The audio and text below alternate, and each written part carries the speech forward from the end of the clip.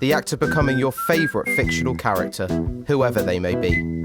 From television to film, comic books to games, or just a reimagining of one's own alter ego.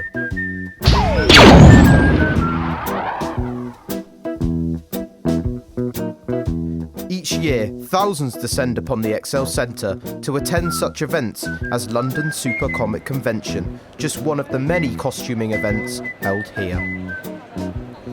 Attended by some 20,000 keen costumers, with some having spent many hours perfecting their convincing costumes, and others taking it as seriously as a fancy dress party. I am Valkyria, Brunhilde, shield maiden of Asgard. Vote for Cobblepot if you know what's good for you. When we're adults, we get the chance to dress up and be someone else. Exactly. We're like kids for a day. You can be whatever you want and just stand there looking a bit like an idiot. No one's going to judge you. Yeah, exactly.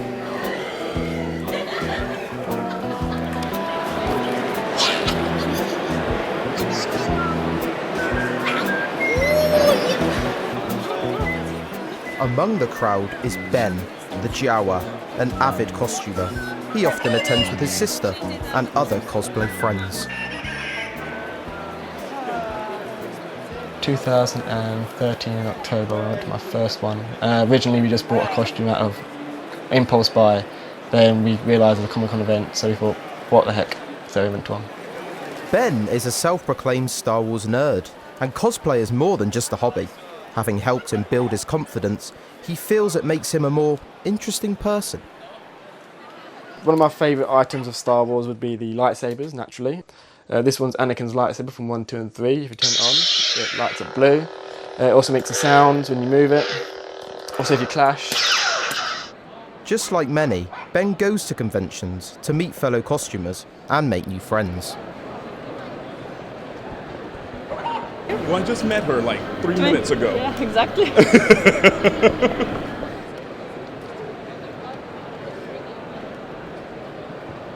I met all of you at London Film and Comic Con. we met you here. Yeah, we met her here and we met online. Online ages. That's creepy. Years ago, yeah, it does sound creepier now I think about it. As well as meeting at conventions, there is also a huge online presence for such events, with Ben being a part of one group, Agents of the Force. This is a group created originally just for fun by a group of people at Comic-Con. I only heard about it when I first started going to Comic-Con myself.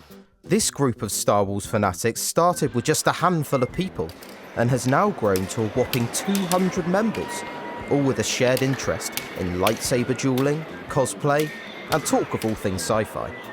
While some are just beginners with just a little fun in mind, others foresee lightsaber training schools to improve upon members' techniques.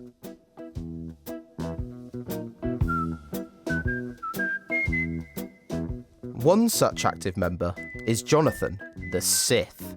Having moved to the UK a year ago from his homeland Portugal, he didn't cosplay until he discovered just how big it was over here. And it was upon this discovery he realised he could incorporate all of his hobbies.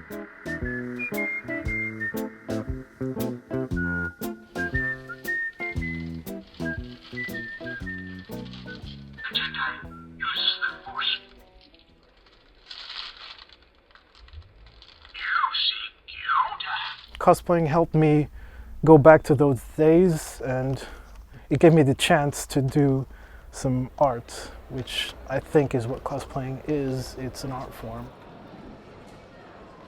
It's a way for people to express themselves, whether it's with the pieces that they create or whether it's with designing their own costumes, or, you know, it's great. You know, it's a lot of things for people. It can be a lot of things. It can fill a lot of holes in someone's life, you know. Jonathan has embraced the community so much, he is now in the process of creating his own lightsaber dueling film. So this film is a passion project. It's a way for me to incorporate Star Wars martial arts, directing and editing and visual effects into one project, which are all things that I'm really passionate about. And it's something that I've had in my mind for quite some years. I've just never really had someone to do it with. My favorite Star Wars character, that's a tricky one. I prefer the dark side because they always get the coolest stuff. Someone who is also a fan of the dark side, and fellow Sith, is Luke, one of the founding members of Agents of the Force. He cosplays alongside his wife, Nicole. I think anyone can costume. Anyone who wants to, has an idea. Never let anyone tell you it's a bad idea, because, you know, it's to paraphrase one of my favourite movies. You know, Mr. Miyagi said in The Karate Kid, "If come from inside you, always good idea." So, and I think that's very true. Well, how Nicole and I met, that's kind of a loaded question, really. She was living in the States, I was living over here. Both sort of avid nerds, internet heads kind of thing. We were both into kind of writing role play, and we found ourselves on the same website. It's given me more of a connection with my husband, which has been a really, really good thing for me, because it's brought me into his world, whereas the cosplay side has actually brought him into mine, because he liked the Star Wars and he liked the idea of costuming, but I make costumes, he wears them. I wear them too. With a hall full of united people, it seems inevitable that bonds will be formed. If I had a girlfriend and she'd be interested in Star Wars, it'd be a bonus, but then again, I'd say in terms of differences, it's not a bad thing, it's not a good thing. It'd help me because you understand what I do and why I love it, but I wouldn't be down on that side if she wasn't a big interest, because she might have other interests in other aspects of cosplay as well. Whether it be lasting friendships or something a little more romantic, companionship can be found at such events. Some may even come together to create a future generation of cosplayers.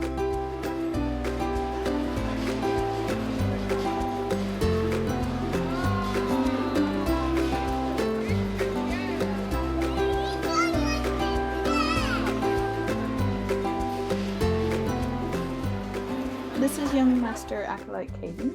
Caden Duncan Butters. Beautiful name, cool. Yeah. He's actually going to be 12 weeks tomorrow, and he's only a wee little Sithling right now, but we'll get him up there. Tiny but mighty. Yes. It may seem like a strange world full of peculiar characters, but when friends and families are built upon such unique passion, the bonds can be strong, long-lasting and true. I really hope you grow up to be a nerd, because Mummy and Daddy are really big nerds. Yeah. Yeah. Is that an agreement? That's all good then.